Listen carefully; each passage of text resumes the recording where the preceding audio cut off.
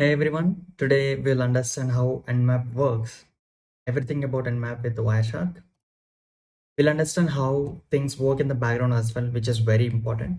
In this video, we'll understand what we are going to do, why we are doing what we are doing, as well as how Nmap is working in the background, which is very important because in organizations there will be a lot of defenses that will be present. So each defense may be having different rules, right, in each organization. So we have to understand how which probes, which packets are being sent, which packets are being used in that, so that we'll get to know if everything is working well. And also we'll understand if something is not working, why it is not working, we can understand the reason behind it. And what is the other way we can do to go ahead with this is the main thing. So to begin with the introduction. So we are obviously using Nmap in here, which is a network mapper. It's an open source tool as well. Then generally people use it for, everyone use it for network discovery and security auditing, where it helps in detecting live hosts, open ports in the respective live hosts, and the services that they are running on each port, and the service version which is running on each port with respect to the service. So in this video, specifically focusing on host discovery and the port scanning. So in host discovery, let's have a glimpse of what we are doing. We are done with the introduction. Host discovery, which is going to be happening in the next. Then we have ICMP ping sweep scan, understanding three-way handshake, which is very, very important for reliable connection. Then we'll understand, once we understand the three-way handshake, it will help us build the foundation for how things are working in the background. So since we have different types of scans in here, we have TCP SYN scan, TCP connect scan, TCP SYN scan, which is also known as half open stealth. We'll discuss about it more in later. Then we have null scan, which includes XMAS fin scan, which works in the same way but with the different packets. Then we have Maimon scan. Then we'll learn how to do all port scan and specific port scan, OS service version and OS detection, and finally aggressive scan followed by UDP scan. Okay, hopefully you people will have, I think there is no prerequisite in here to understand how these things work. The networking is the base concept what you need to understand, even though if it is a base concept. I'll mostly cover things which are required in here for you. So yeah, let's get started. So let's begin with the actual content. Now here I am using two machines. One is my Parrot operating system in here, and the other one has a target which is Metasploitable 2. So here we have the IP address for Metasploitable 2 has 10.0.2.6/24 subnet. Then we will be using the Parrot operating system here and with the Wireshark to understand how things are working in the background. Before we go ahead, I just want to put the host to 10.0.2.6, which is our Metasploitable 2, so that we can only capture the packets which are being sent to that. Okay, so I have applied that filter in here. We have it set. So to begin with, we'll do the host discovery. First of all, why do we need to do host discovery is very important. So in an organization, when you normally scan a network, you'll be finding a lot of machines, right? You may not require all the machines that are not alive, not live. So it is very important to capture only, to have the only machines that are live, so that you may get some information that is useful. So this is where the first thing comes, right? Now if you try to scan the whole network with all port scans, etc., you will create large amount of traffic in the network as well. You will also waste a lot of time for that. So that is where it is very important to do only specific host scanning which are alive, which usually helps in fastening your network scanning and also get rid of unnecessary scans that which we don't need. So what we are doing, why we are doing, and how we are doing is very important, as I emphasized it before as well. So we have Nmap in post discovery that I have set in here. Sorry for opening that. And so here we have already set it, the host with the target. You can see on the Ethernet ENP0S3 interface that I am having. Then we'll do with scanning. Okay, Nmap SN hyphen SN, then our target. So 10.0.2.6 is our target. So now what is happening here? We are doing scan and map scan on the target with flag set to no port scanning. We are not doing port scanning. We are checking if the host is alive or not. If you want to check if the how many hosts are alive in your network, since mine it is 24 subnet, I'll show you. So if you see in here, I have 10.0.2.9 has my parrot operating system IP address with subnet 24. When we try to execute the same with nmap, then we'll do the only host identification 10.0.2.6 slash, I'm sorry, 1/24. So if we do that, we can see how what are the hosts that are up in the network. Okay, so here we have 3 hosts up. One is my router, 2 is my metasploitable 2, and the third one is my system itself. So I have set everything in the NAT network. If you see the configuration of my devices network, I have put it into the NAT network, which is 2.network 2.0, where we can find it in here, the 2.0, 2.1, 2.6, 2.9. And so we have understood that, right? So we'll see what is happening in the background. Okay, before we go ahead, I just want you to introduce to a small setup, a small introduction that is required. So when you run Nmap as a root user, especially in Parrot operating system, and I'll tell you why I am emphasizing on especially in Parrot operating system. So when you are running a scan on root user, it will start with ARP scan. ARP scan will happen only if you are doing the scan on local area network. That means the systems or the devices that are connected in your network, the Wi-Fi or the router that you have connected to, then this ARP scan will be initiated. If you're doing on some website or on some domain, then which is in a WAN wide area network, then this ARP scan doesn't involve into this.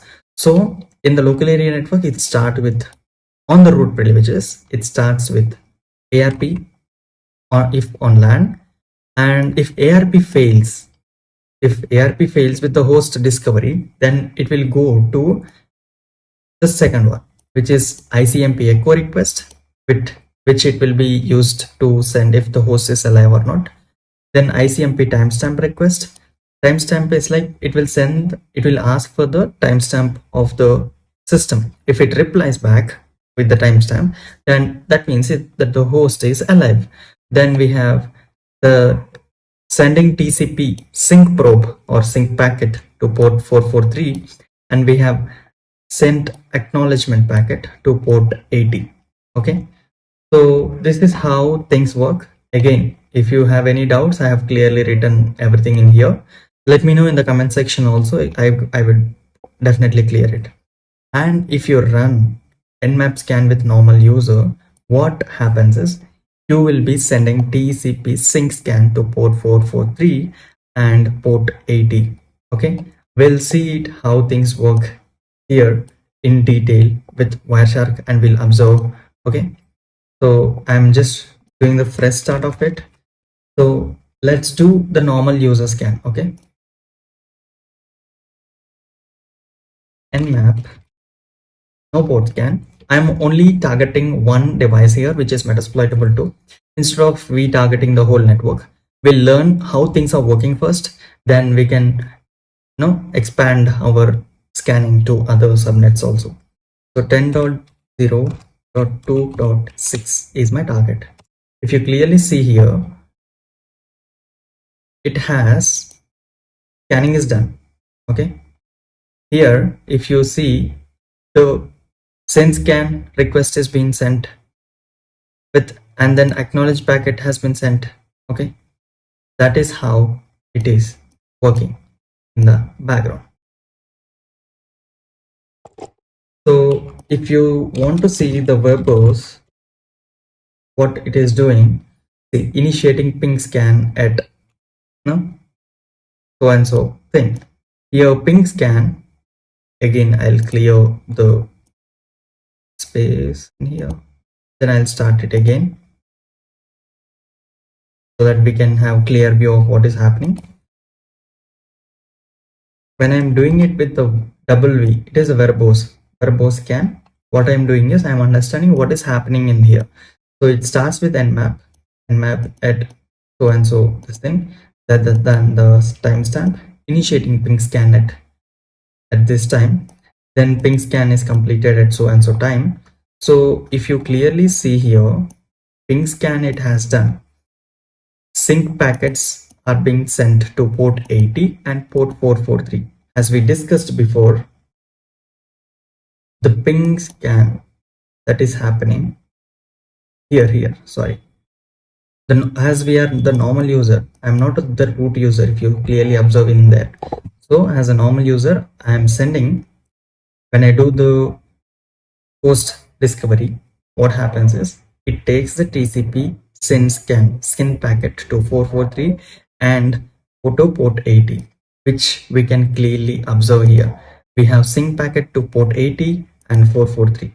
So this is how things work in the background, and this is how it is getting discovered. See, again, the reply what we got is the sync packet with acknowledgement packet, and yeah, that is how it is. And it decided the host is up once we get the reply for the packets that we sent. And now if we shift to the root user, sudo, I'll run the same scan with sudo privileges. Before that, I'll be clearing this so that it will be easy for us to view the things that are happening in the background. Okay, good.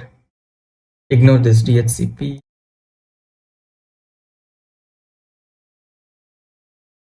Now initiated the scan. So it's asking me for the password. I entered that.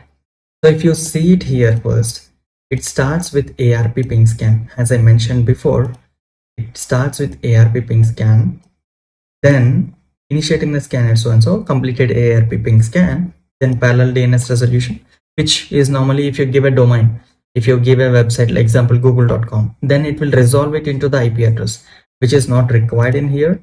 Then we have the target, which is host is up.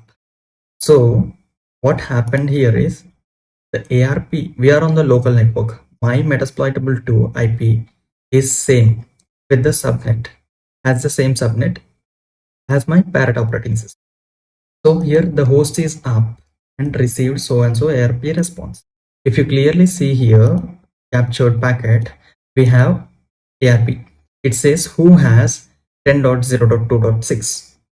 This one, 10.0.2.6. And the machine, the Metasploitable 2 replied, hey, I have this machine with me. I mean, I am the machine. So that is how these things work.